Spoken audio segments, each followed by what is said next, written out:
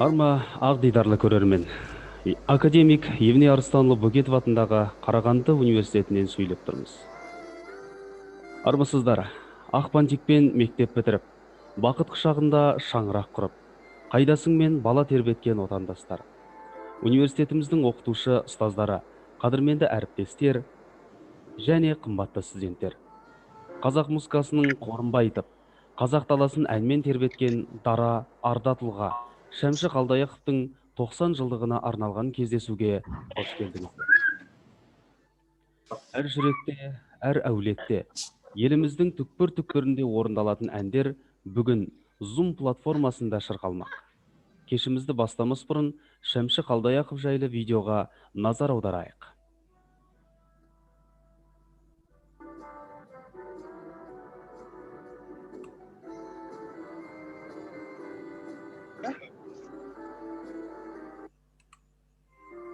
Саламатсыздар ма? Саламатсыз барлығын.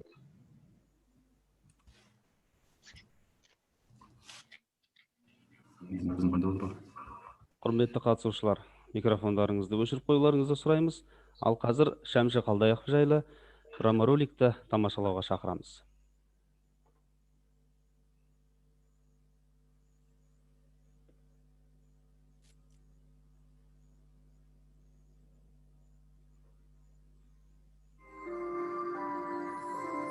Шәмші Қалдаяқов ешқашан марапат пен атаққа құмар болған адам емес. Шығармашылығының шыңы ол халықтың ықыласы мен махаббаты еді. Бірде Шәмші, мен онсыз да халық әртісімін. Мен үшін кез келген қазақтың есігі айғара ашық деп марқайыпты. Ел оны тек тамаша әндер үшін емес, ақ көңіл мінезі, қарапайымдылығы мен жомарттылығы үшін жақсы көріп, сыйлаған. Нағыз өнер адамы еркін болу керек. Осы бір рухтың, ойдың, шабыттың еркіндігін оның әндерінен табасың. Жерге, елге, анаға, ару қызға, өмірге деген махаббаты жүрекке сүйіспеншілік орнатады. Өйткені ол адам жанының, қазақ жанының әуені ғой, тұнып тұрған. Шәмші әндері уақытқа да, шекараға да бағынбайды. Ол қалдырған мұрадан жасарып жаңғырып, өрге ұмтылып, өркениеттеніп жатқан қазақ қауымы қай керегінде тауып алады. Іңгіләп туылған әр сәби күн ертең Шәмшінің ән әлеміне қадам басады.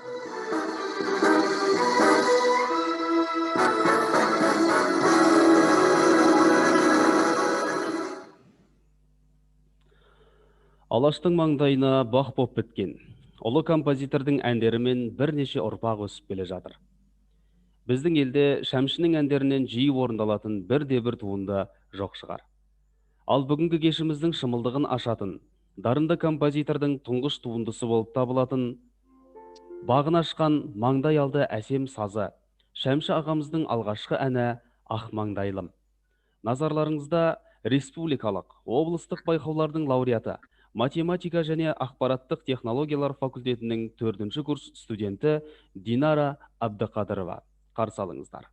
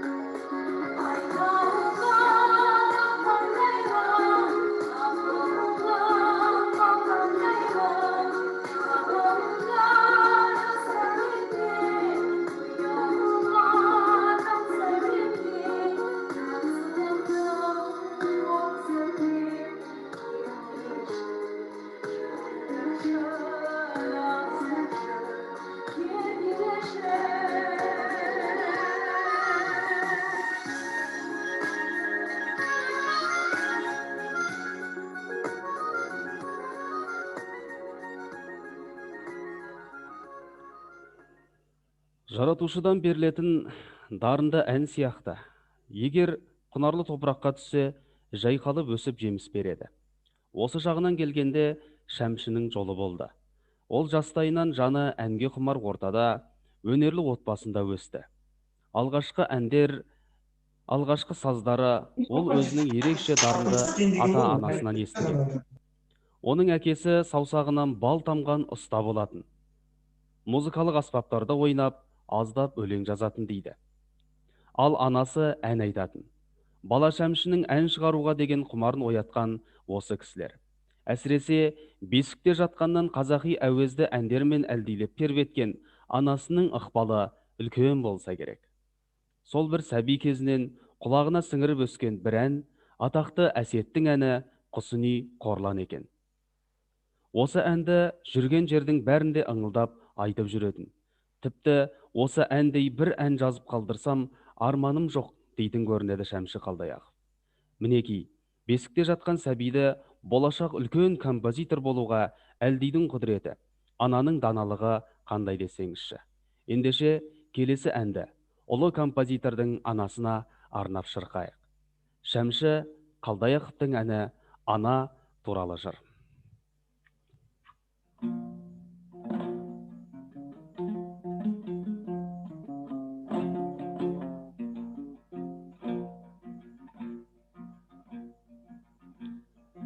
Әлемнің жарығын сыйладың сен маған, даланың әр гүлін жинадың сен маған. Сен бердің құстардың қанатын самғаған, балалық құштарым өзіңе арнаған. Әлдилеп аялап өсірген жемісің, самал жел саябақ құшағың мен үшін. Есейіп кетсем де мен саған сәбимін, көгілдір көктемді көзіңнен танимын. Есейіп кетсем де мен саған сәбимін,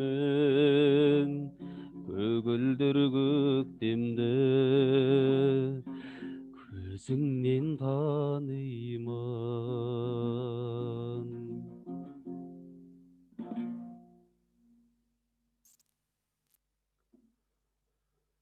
Аналар туралы әндердің барлығы әдемі. Себебі аналардың жүрегі әдемі. Шәмші атамыз бұл әнді анасына тыңдатып үлгермеген екен. Дегенмен бұл ән барша аналарға арналған. Осылайша композитордың туындысы ауқымын кеңге жайып, халықтың ортақ қазынасына айналуда. Бірақ әрдақты ән ағамыз әр жазған әніне тек атақ не ақша сұраған емес.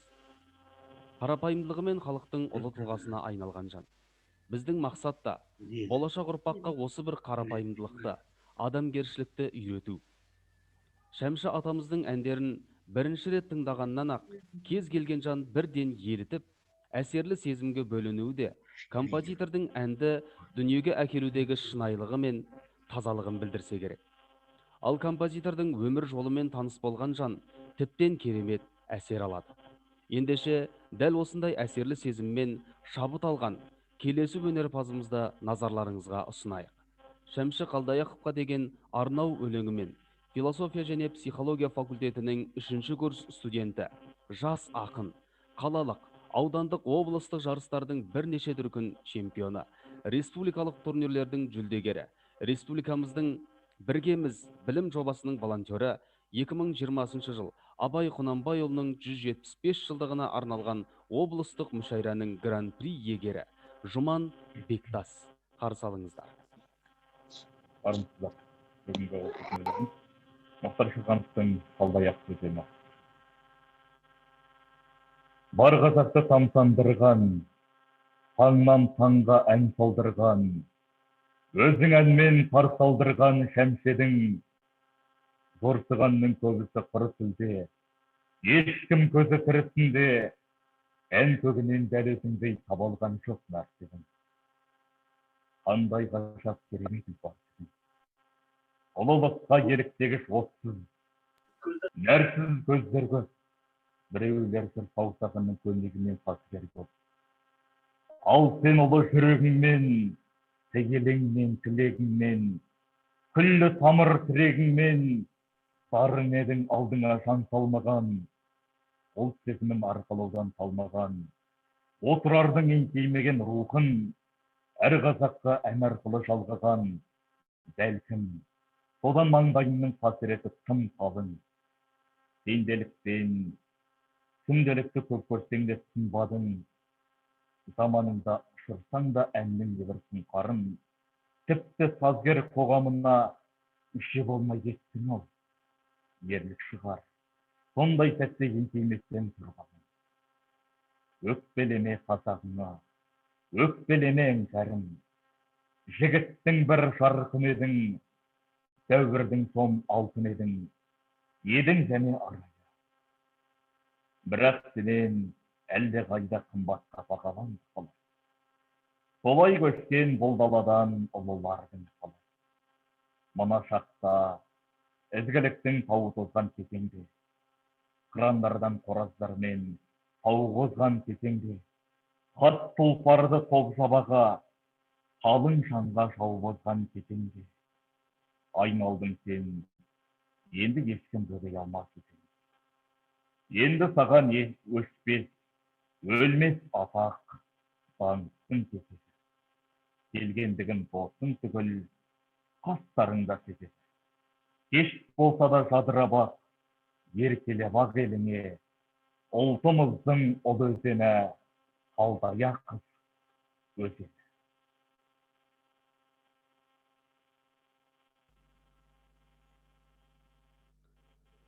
Көп рахмет. Жас дарындарымызға қолдау қошемет білдіре отырыңыздар. Себебі жас өспей ме, көкейіңді теспей ме деген дана халқымыз. Дәл осылай бір кездері жас талантты қолдаған жандардың бірі аты аңызға айналған Жамал Омарова еді. Алматы консерваториясында білім алып жүрген шағында жазған «Қайықта» әнін Шәмші танымал әншіге көрсетуге бел буған сәтке дейін чемоданның түбінде бір жылдай уақыт сақтаған екен. Ән Жамал Омароваға ұнағаны соншалық, ол оны радиодан орындайды. Сол сәттен бастап, бұл әнді барша халық сүйсіне шырқай бастайды. Атақты әнші композиторға өзінің аналық қамқорлығында аямады. Тіпті үйсіз, күйсіз қиналып жүрген сәттерінде де өз үйінде тұрғызғаны бар. Шәмшінің Ақмаңдайлы әнінің алғашқы орындаушысы Роза Бағланова жайлы да әрдайым ерекше ілтипатпен айтушы еді. Ол оны әпке дейтін. Ал Роза Бағланова болса, оның әндерін әлемнің 25 елінде орындап жүрді. Қай елде болмасын, бұл әндер әркімге де жақын, әрі түсінікті еді. Жердің қай шетінде болмасын, қыз жүрегі шексіз сүйіспеншілікпен жазылған ән мәтінін бірден ұғары анық. Сен мөлдірсің еркем, тау бұлағындай. Кешікпей келем дебең, мен тұрмын елеңдеумен. Бәрінен де сен сұлу. Жібін үздің ғой, нәзік үміттің. Келесі кезекті осы кешке қатысып, үн қоссақ деп тілек білдірген студенттерімізге берейік. Шәмші атамыздың әндерін шырқай отырайық.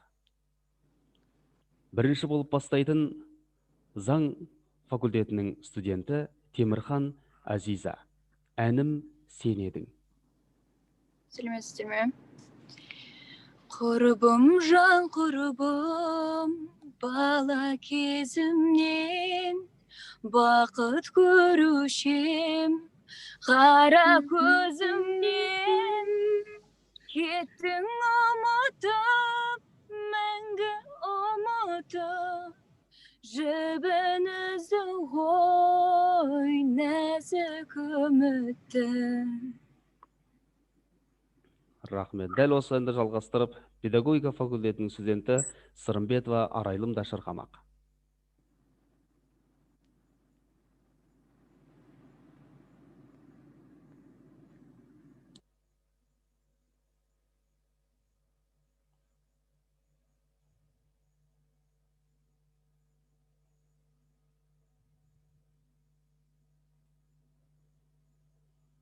Сырымбетова Арайлым техникалық ақауларға байланысты қатыса алмаған сияқты. Олай болса, әрмен қарай жалғастырайық. Математика және ақпараттық технологиялар факультетінің студенті Құрал Күнзат Арыс жағасында әнімен. Барлығыңызға сәлеметсіз бе? Менің аты жөнім Құрал Күнзат. Арыс жағасында әнін қабыл алыңыздар. Өзіңмен арыстым, бойында таныстым, жайнаған гүлдей құрбым сен, жағада тұрдың сен. Жаз еді күлкінде, қайдасың бұл күнде, сені іздеп арманым, сыр бойын шарладым. Сені іздеп арманым, сыр бойын шарладым. Рахмет. Көп рахмет. Ал енді әндердің арасында студенттеріміздің өз жүрегінен оқып арнаймыз деген өлеңдер де бар екен. Енді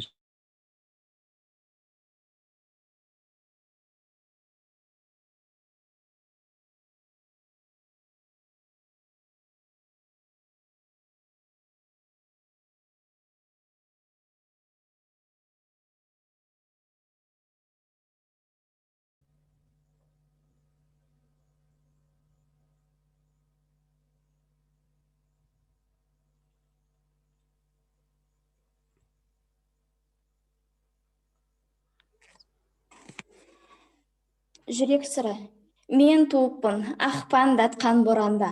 Кім біледі, бәлкім әлде сонан ба, ала құйын мінезім бар ашулы, қапелімде басылам ба болам ба. Сол күйіңмен өміріңе еніп ем, тыныштығың бұзылды ғой бір менімен. Күштеді ғой мендегі зор махаббат. Күштеді ғой мендегі зор махаббат, қуат алдың өзің соның лебінен. Сүйе алмадың кей ашуды кешіре, қоштас күліп қамығасын несіне. Бұрқсақ еткен ақ боранды күн болса, алғайсың тек сонда мені есіне. Өте тамаша, рахмет. Ал енді ән кезегін жалғастырайық. Ақпантик әнін орындайтын тарих факультетінің студенті Мұхамеджанова Гаухар және де филология факультетінің студенті Рахметулла қызы Мадина.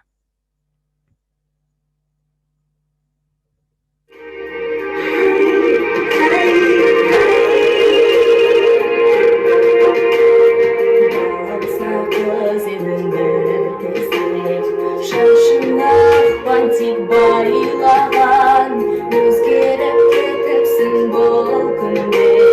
Көркіне көз тастап ойланам, өзгеріп нұрлы бейнең қандай жарқын, армандасың қандай жанның, шынарым-ай сен.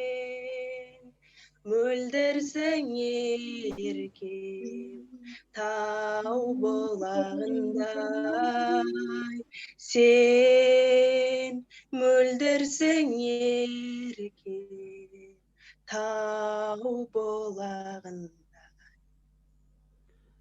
Көп рахмет. Ал енді тағы да бір өлең кезегіне кезек берсек, физика және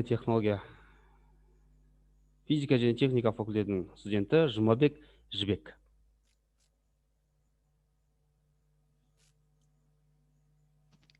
Сәлеметсіздер ме? Шәмші Қалдаяқов, сүйем сені. Көктем қандай шырайлы шұғылалы, мұң құлпырып қызғалдақ құлпынады. Бақытты жұп екеуміз бар әлемде, ешкім сырын білмейді мұңын әлі.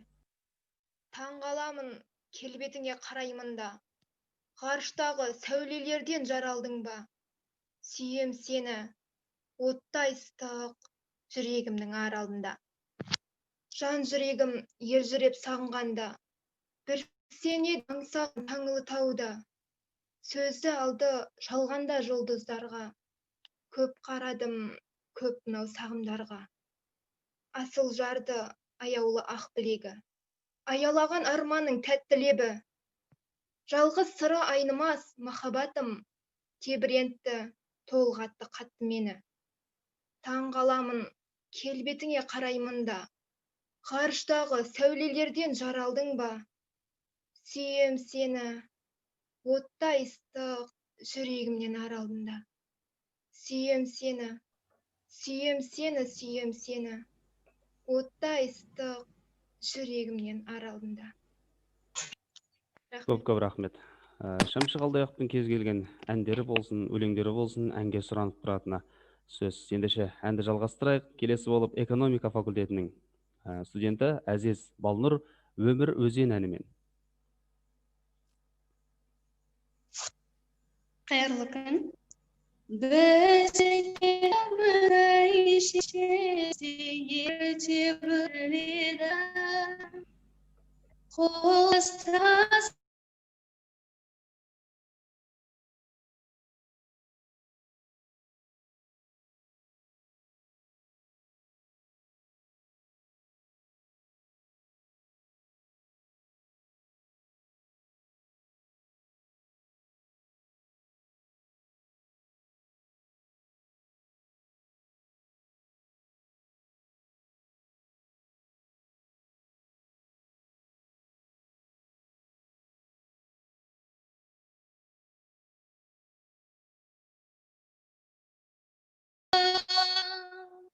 ерте кеште, рас сенесте, мен өшсе өшпе, асылым.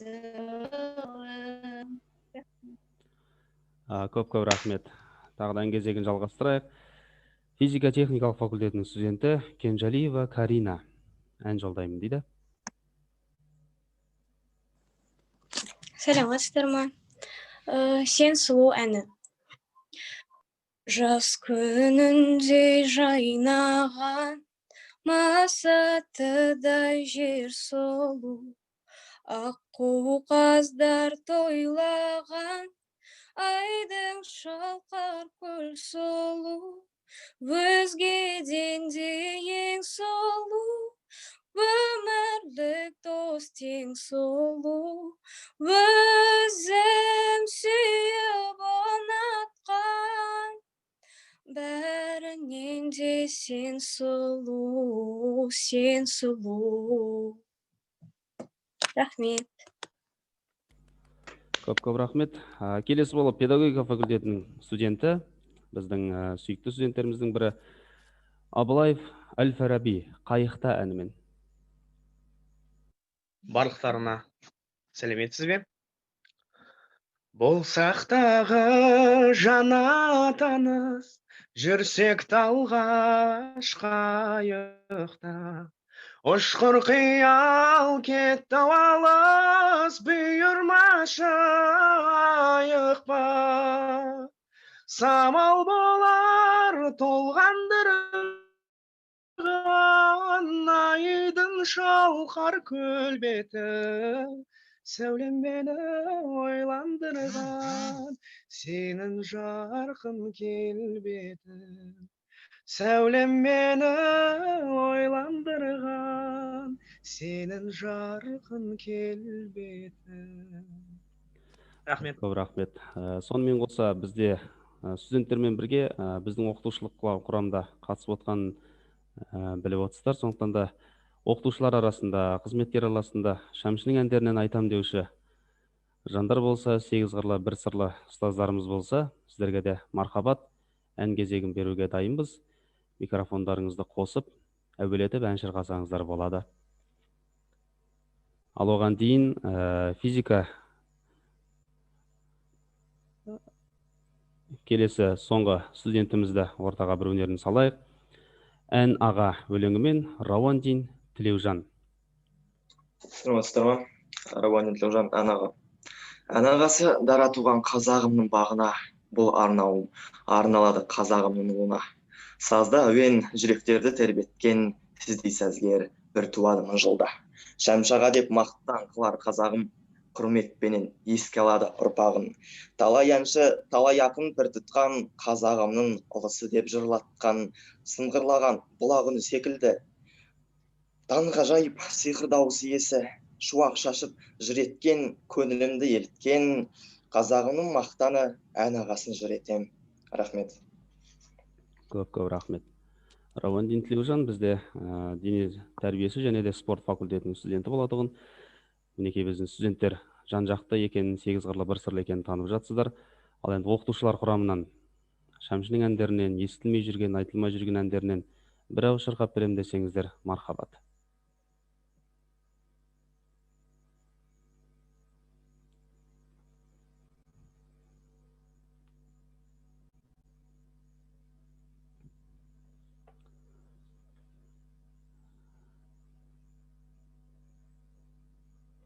Жақсы.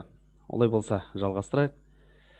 Шәмші атамыз тек қана вальс пен лирика тақырыбын қозғап қоймай, еліміз бен жеріміздің бірлігі мен бүтіндігін де ойлаған үлкен азамат.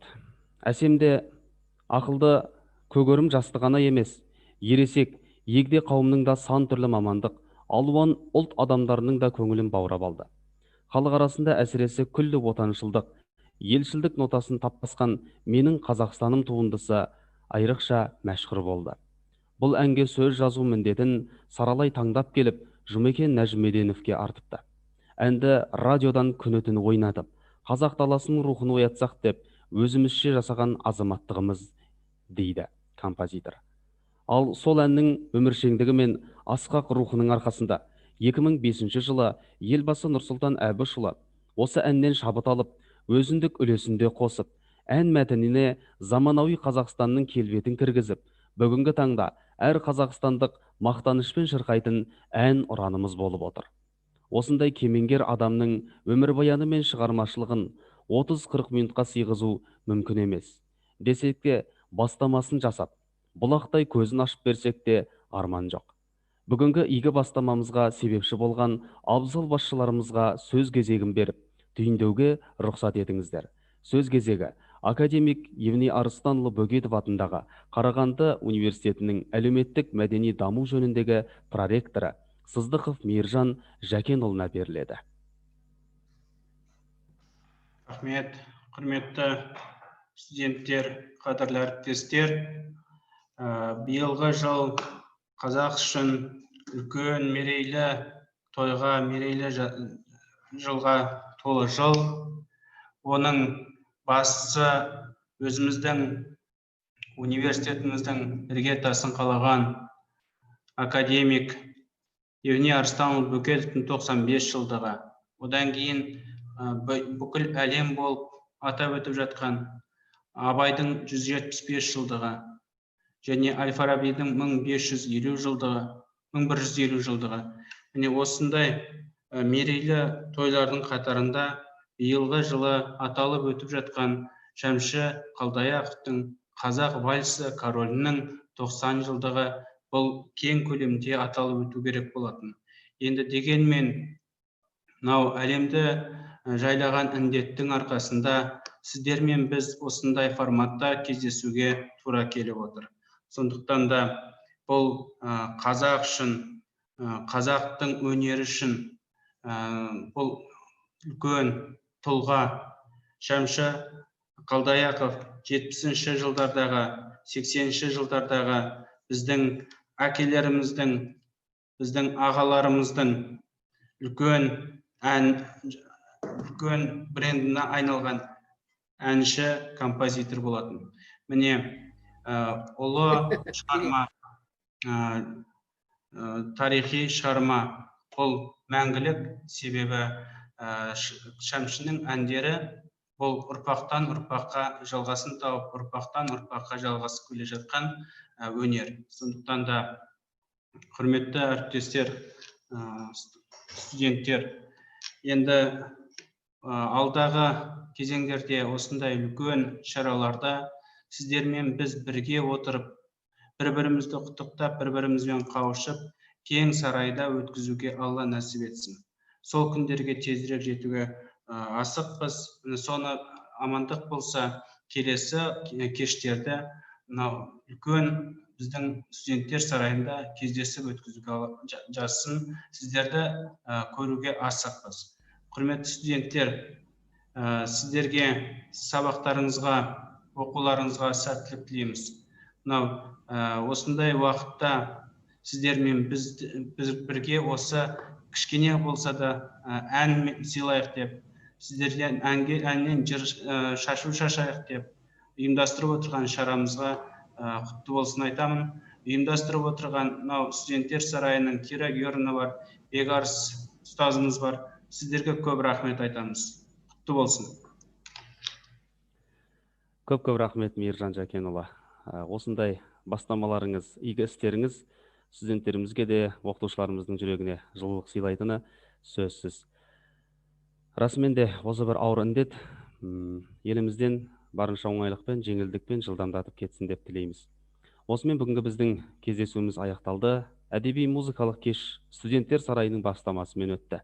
Кешті жүргізген жүргізуші модератор, әлеуметтік жұмыс және әлеуметтік педагогика кафедрасының оқытушысы Бекарыс Жұмабекұлы болды. Ал барлық қатысушыларымызға алғыс білдіре отырып, осы қатысқан қатысушыларымыздың барлығына студенттер сарайының атынан алғыс хат берілетіндігін мәлімдейміз. Ал енді Шәмші Қалдаяқовтың 90 жылдығына арналған ән эстафетасын университетіміздің барлық факультеттеріне жолдаймыз. Барынша атсалысасыздар деген үміттеміз. Инстаграм, Фейсбук әлеуметтік желілерде осы эстафетаны, ән эстафетасын бір-бірімізге жолдайтын боламыз. Сондықтан да барынша атсалысыңыздар. Келесі дидарласқанға дейін сау саламатта болыңыздар. Баршаларыңызға көп рахмет. Сау болыңыз.